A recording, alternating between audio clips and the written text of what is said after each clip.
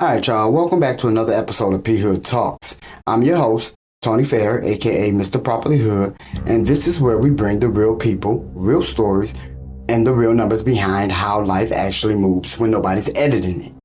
No fluff, no sugarcoating, just the ledger as it is. Because out here, survival isn't just about what you make, it's about what keeps getting taken, keeps shifting, and what keeps stacking when you're not looking. And tonight, we're not just talking about it, we're running the math behind it. Case file open. If you're hearing this, it means you're already in the system, not trapped, just inside. Most people think survival was about what happens in front of them. Bills, work, food, rent. But that's not the full picture. Survival is also about what repeats, what stacks, what compounds while nobody's watching. This file isn't theory, it's pattern recognition. And once you start seeing patterns, they stop being background noise. They start sounding like intent. Case file opens now. Tonight's case file is called Survival Math. The numbers they never put on the receipt. Because every neighborhood has an economy, every family has a budget, every person has a ledger. The problem is most of the costs never show up where people can see them. Nobody sends a bill for lost opportunities. Nobody invoices you for wasted time. Nobody mails a statement for stress. Yet somehow, those are the expenses draining accounts every single day. The average person can tell you what they pay for rent. They can tell you what they pay for groceries. They can tell you what they pay for gas. But ask them what they're paying for instability. Ask them what they're paying for bad transportation. Ask them what they're paying for financial emergencies. Just ask them. Ask them what they're paying for living one crisis away from disaster. And suddenly the numbers get harder to calculate. Because those costs are hidden. They're scattered across years, across decisions, across entire generations. Tonight, we're pulling those numbers out of the shadows.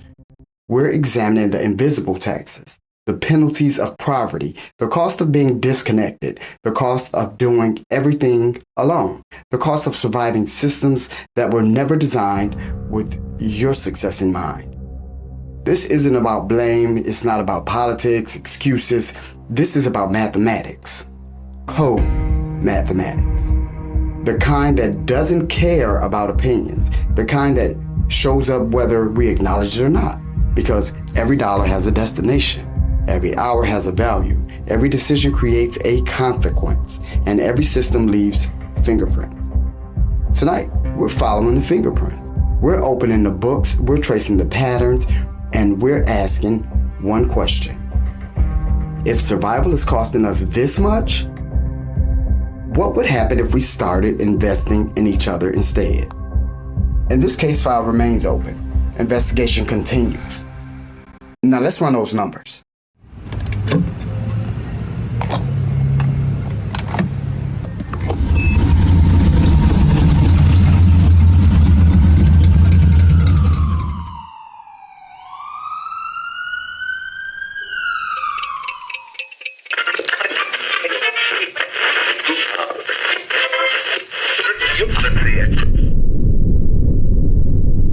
Case file update. Clue number 1, gas. The first clue was sitting out in the open the whole time.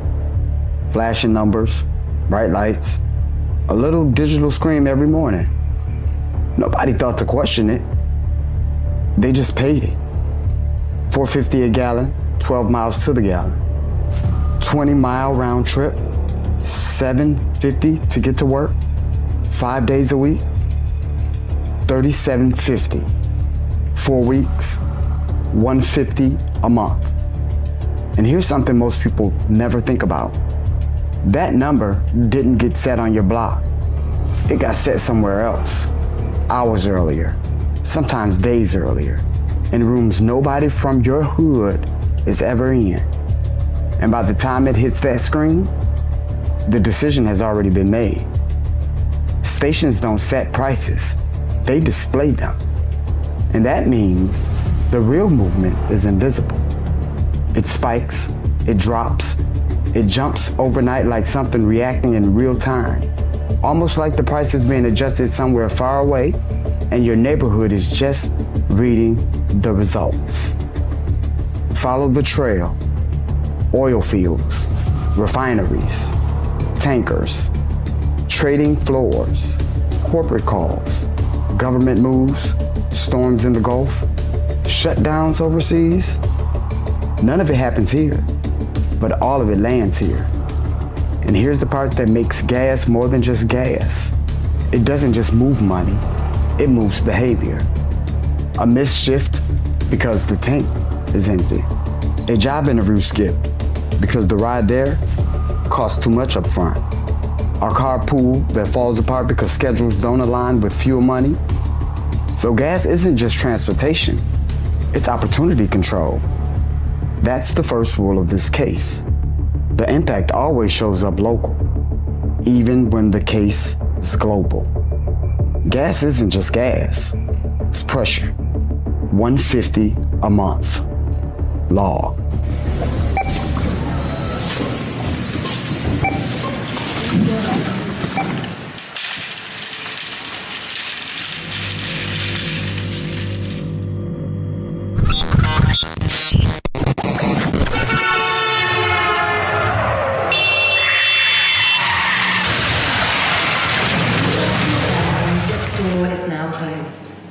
Thank you very much for shopping with us today, and we hope you have a lovely evening. Stay safe.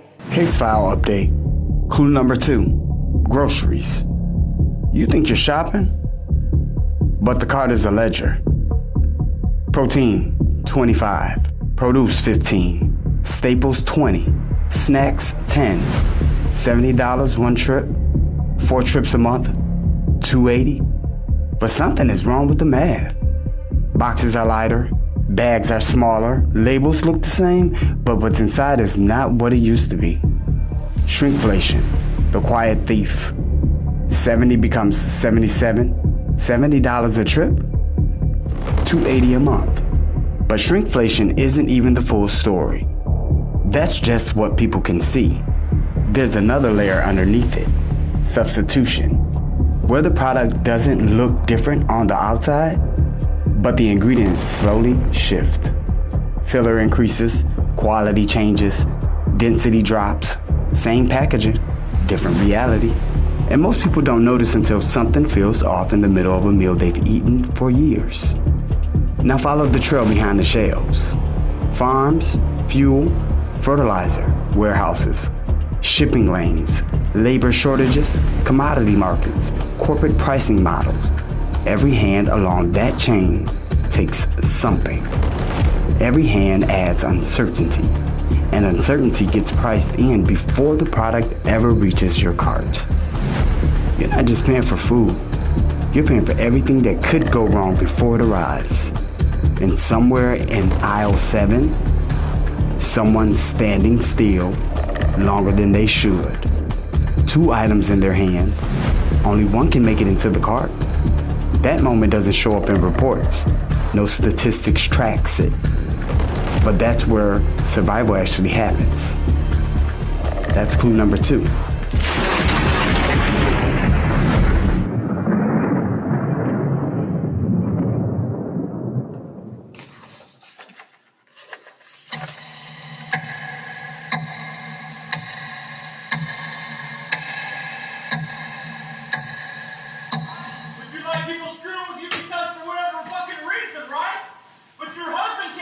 Case file update.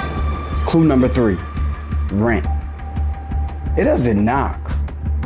It slides under the door like it already owns the place. 900 becomes 1,050. 150 a month. 1,800 a year. That number is not random. It moves in cycles. Expansion, accusation, adjustment. Repeat. Housing markets don't just react to neighborhoods, They react to larger systems, interest rates, investment flows, portfolio targets, market exceptions, housing demand data being studied like financial performance. And somewhere in that system, homes stopped being just homes. They became assets, things that moved through investment cycles, bought, held, repriced, sold, and re-rated. And once housing becomes financialized, stability stops being guaranteed. Because now the goal isn't just shelter, the goal is return. And those two goals don't always match. So families get adjusted, relocated, repositioned. Not because of conflict, but because of numbers. And every cycle pushes someone a little further out until one day they open a letter and realize the number changed again. That's clue number 3. But the deeper you look, the more the pattern sharpens. Because rent doesn't rise alone. It rises in formation. Shadow partners. Insurance premiums creeping up like they are training for a marathon. Property taxes adjusting like they heard a rumor about your paycheck. Maintenance fees appearing like surprise guests at a family reunion. And behind all of it, algorithms, models, forecast engines, systems that don't know your name, your kids, your history, your block, but know exactly what the market will tolerate. They don't see people. They see thresholds. They see ratios. They see acceptable churn. And when churn becomes normal, displacement becomes invisible. And quiet migration, block by block, zip code by zip code, until the map looks the same, but the people don't. And here's the twist. When housing becomes a spreadsheet, the neighborhood becomes a projection, and the community becomes a variable. Variables get moved. Variables get optimized. Variables get replaced. That's the part nobody says out loud, because the system doesn't need villains. It only needs momentum. And momentum doesn't care who gets left behind. Case file logged. Clue 3 expanded. The pattern continues.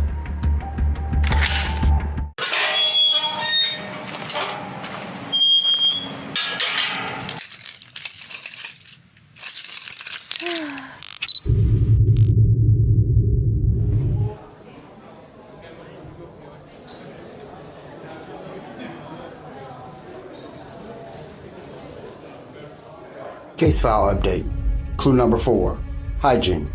Soap, toothpaste, deodorant, detergent.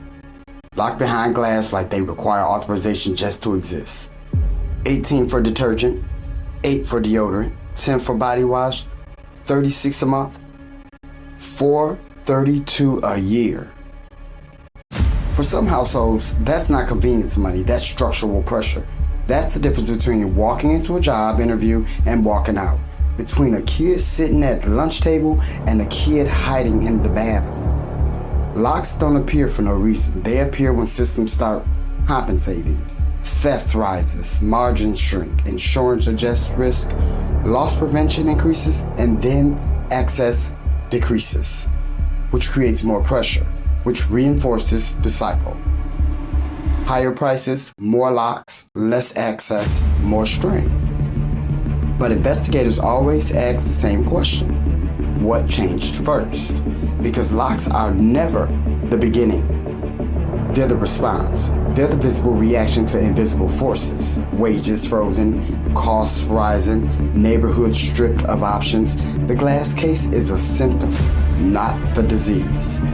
Look at the faces behind the counter. The cashier who watches you count coins. The manager who shrugs when you ask for a discount. The cameras that record your hesitation.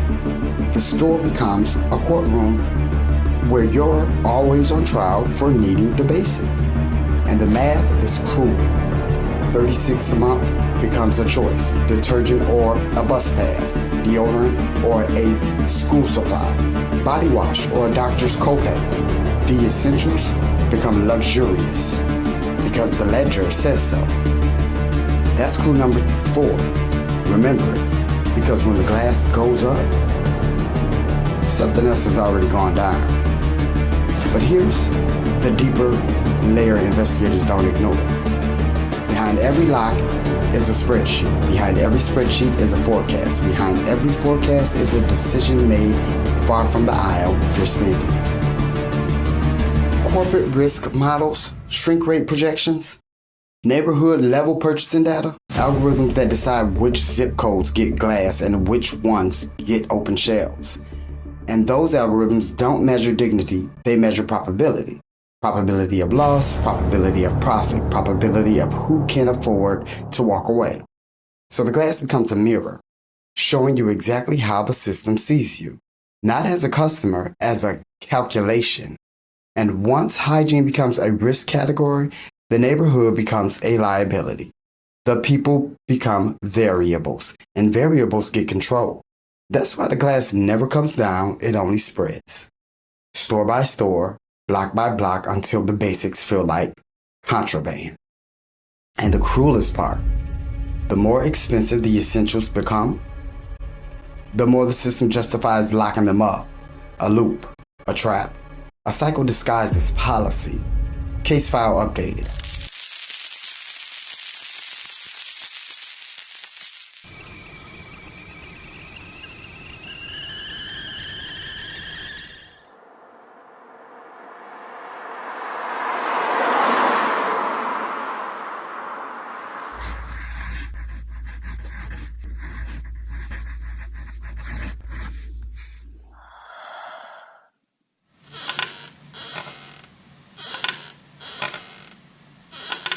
Case file update.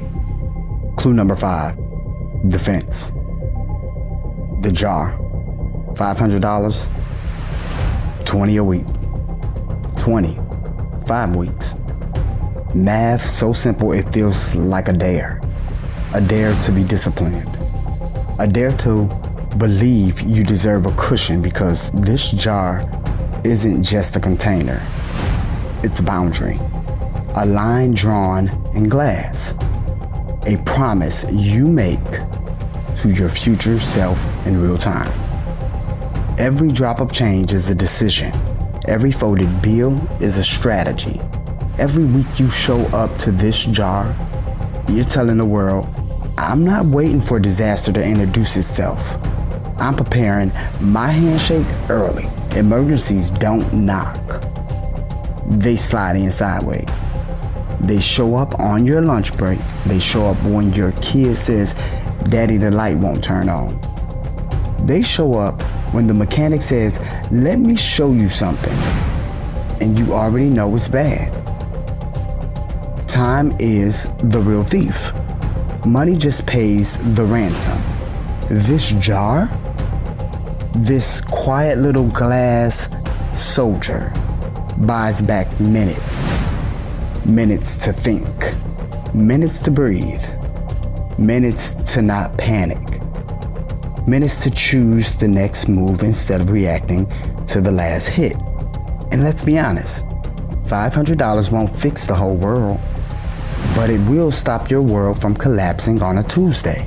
It's leverage. It's dignity. It's the difference between calling for help and calling the shots. So, put the jar where the sun hits it. Let it shine. Let the block see the discipline. Let the kids see the blueprint. Let the shame evaporate and the strategy takes its place.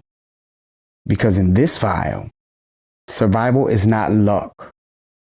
It's architecture. And the jar is the first brick in the wall. And every wall starts the same way. One brick, not 100, not 1,000, just one. See, people look at stability and think it belongs to somebody else. They see folks with savings, with plans, with options, and assume they woke up that way. Nah, what you're really seeing is a stack of ordinary decisions nobody applauded. 1,000 boring victories. 1,000 moments where somebody said, not today. Today I build. That's the secret nobody sells. Discipline rarely looks exciting while it's happening. It looks like passing up a purchase. It looks like putting $20 in a jar when you'd rather spend it. It looks like choosing tomorrow over right now. And that choice is where power lives. Because every crisis has a favorite victim. The unprepared, the exhausted, the person forced to make permanent decisions based on temporary pain. That's why this jar matters. It changes the conversation. When trouble arrives, the question stops being, how am I going to survive this? And becomes, how do I want to handle this? Those are two different questions. One comes from fear, and the other comes from preparation. And preparation creates options. Options create freedom. Freedom creates peace. That's the equation. Not magic, not luck, not some secret financial formula hidden behind a paywall. Just small acts repeated long enough to become armor. Think about the elders who always seemed ready. The grandmother with money folded inside a Bible. The uncle who kept an envelope tucked away in the dresser. The old heads who said, always keep something put up. At the time, it sounded old-fashioned. Turns out it was intelligence disguised as habit. They understood something many of us forget. The future charges admission. And savings is how you buy the ticket. So every week this jar feels a little more. The glass gets heavier, the fear gets lighter, the confidence grows. And before you know it, you're not staring at an empty container anymore. You're staring at proof. Proof that consistency beats motivation. Proof that small moves become big protection. Proof that your future self is already thanking you. Case file conclusion. $500?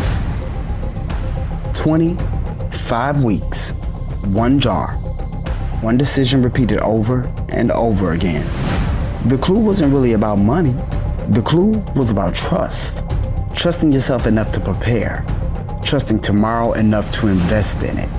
And trusting that survival isn't something that happens to you. It's something you build. $1, 1 week, one brick at a time.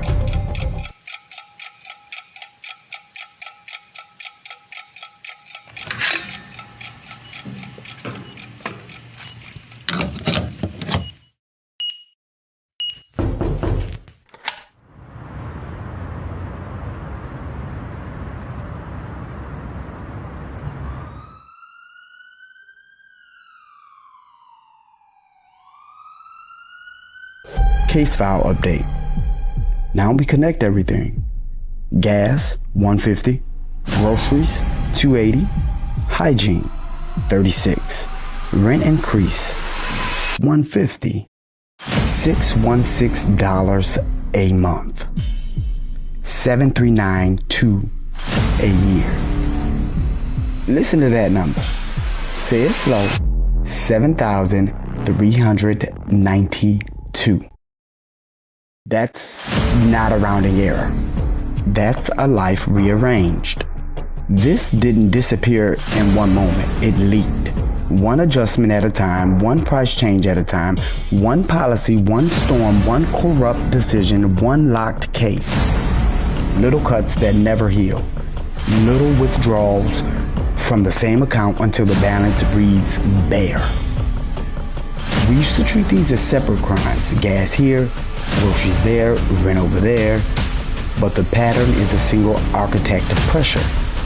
Different doors, same force. The system doesn't need malice to do this. It needs consistency. It needs time. It needs inertia.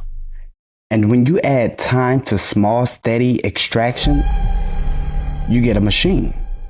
A machine that normalizes scarcity. A machine that makes the impossible feel inevitable. That's the breakthrough. The monster isn't dramatic, it's patient. It doesn't smash the house in one night. It tightens the screws until the walls bow.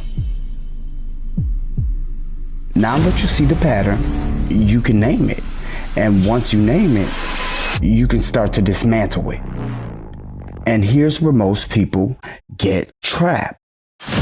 They start blaming themselves for surviving a game they didn't design. They look at the empty account, the overdue notice, the shrinking grocery cart, the rising rent, and they ask, what's wrong with me? Wrong question. The better question is, what forces have been working against me while I was busy trying to stay afloat? Because awareness isn't an excuse, it's intelligence. A detective can't solve a case until they know what crime they're investigating. And too many people have been handed a mystery and told it's a personal failure. No. This case file shows something different. You weren't imagining it. The pressure is real. The numbers are real. The squeeze is real. The extra $100, the extra $50, the extra $20, each one looks harmless by itself, but stacked together, they become a second rent payment, a used car, a semester of community college, a family vacation, a business startup bond, a security blanket, a future. And that's what $7,392 really represents. Not money, possibility.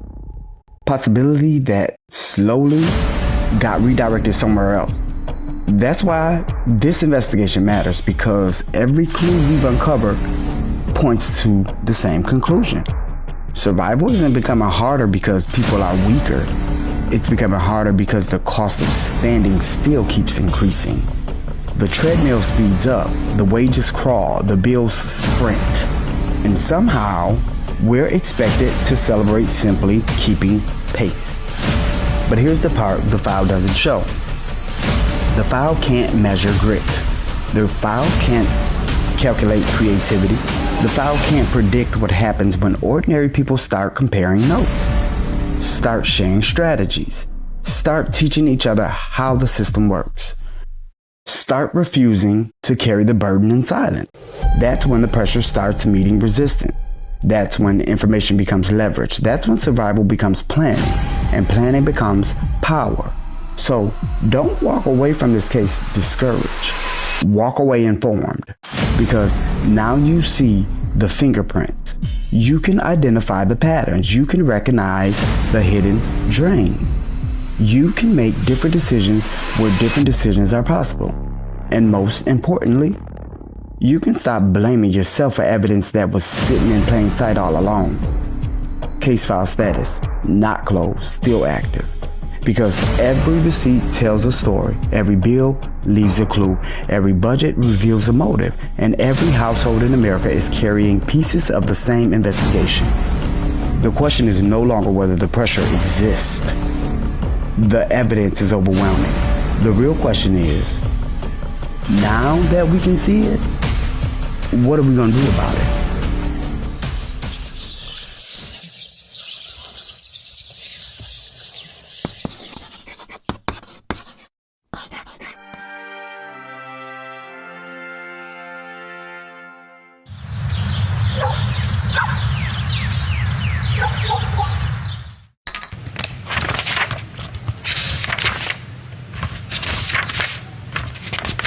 Case file update.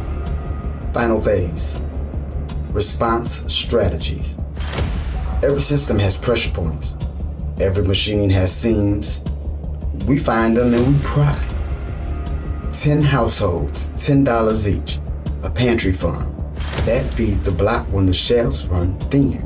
Not charity. Insurance against hunger.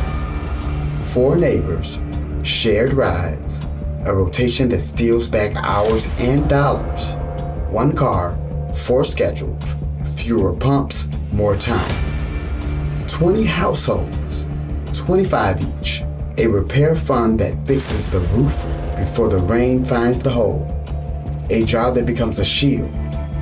Mutual aid that rotates childcare so parents can pick up shifts without losing everything. A calendar that keeps the block working while the system tries to break us.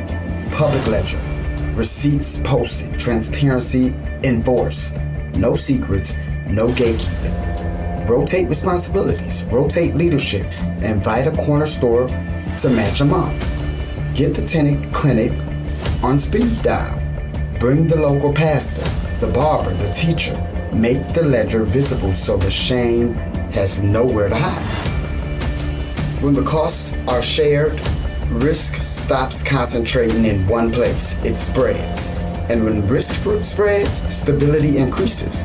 Not because money multiplies, but because pressure stops collapsing on a single household. That's the difference between surviving alone and surviving together. This is not a plan for tomorrow. This is a playbook for tonight. Start with one thing. One pantry, one carpool, one jar, one meeting, small math, but a big change. We don't wait for permission. We don't wait for rescue. We build the ledger that fights back. Because here's what history keeps trying to teach us.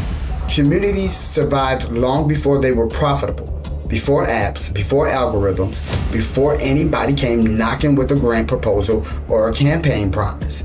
People survived because they understood a simple truth. The strongest currency was never money.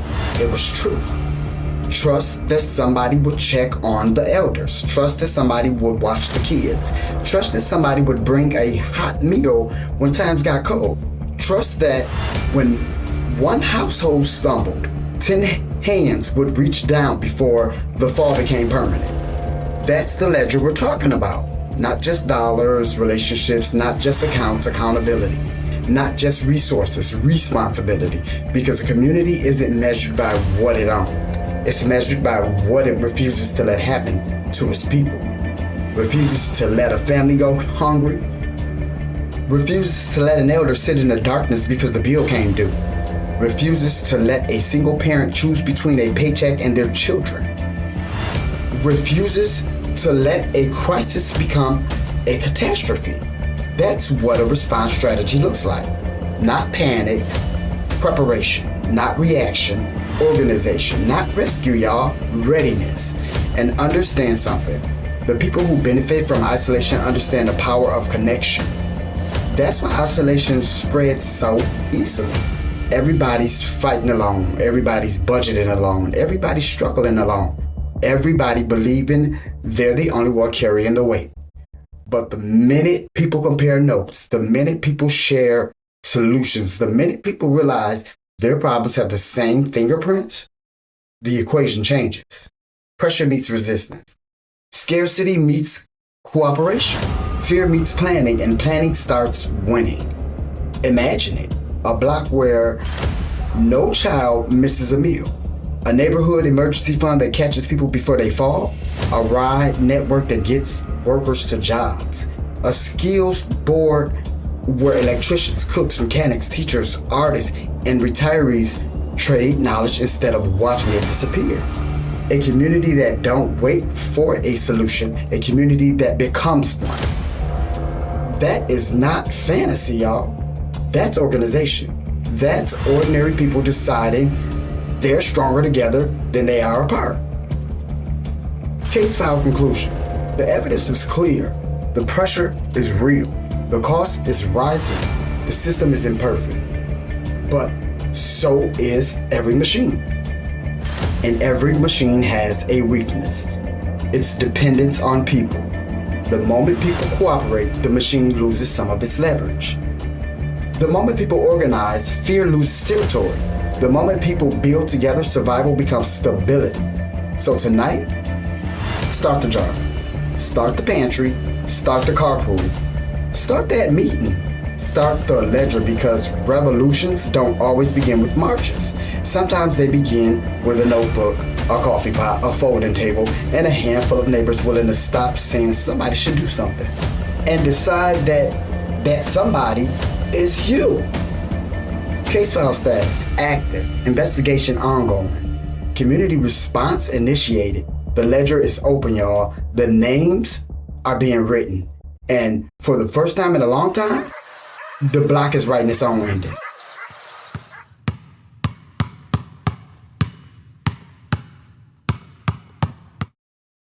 Before we keep this countdown moving, I gotta drop a real quick Father's Day moment.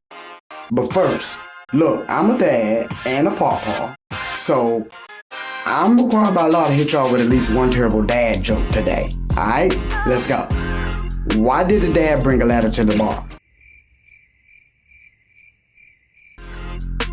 No? Nothing? Because he heard the drinks were on the house. Yeah, I know that was terrible, but listen, it counts, right? Anyhow, Father's Day is different for me and my brother. We lost our dad young. I was 17 to a tragic drowning. That pain shaped us. But even in that loss, we learned what strength, responsibility, and legacy really mean. I'm a proud father and an even prouder pawpaw. I mean, I don't get to see my grandbabies as much as I'd like, but when I do, it feels like I never missed a moment. The love snaps right back in place. And to all the fathers out there, the young ones, the seasoned ones, the stepdads, the mentors, the uncles, the big homies, the ones walking the rope every day and pushing against the stigma. I see you. You show up. You stand tall. You rewrite the narrative. Happy Father's Day to the real ones. Now let's get back to this countdown, because the hood got something to say.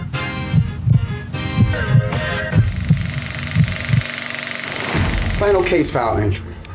Gas, groceries, rent, hygiene, savings, community response, all clues accounted for.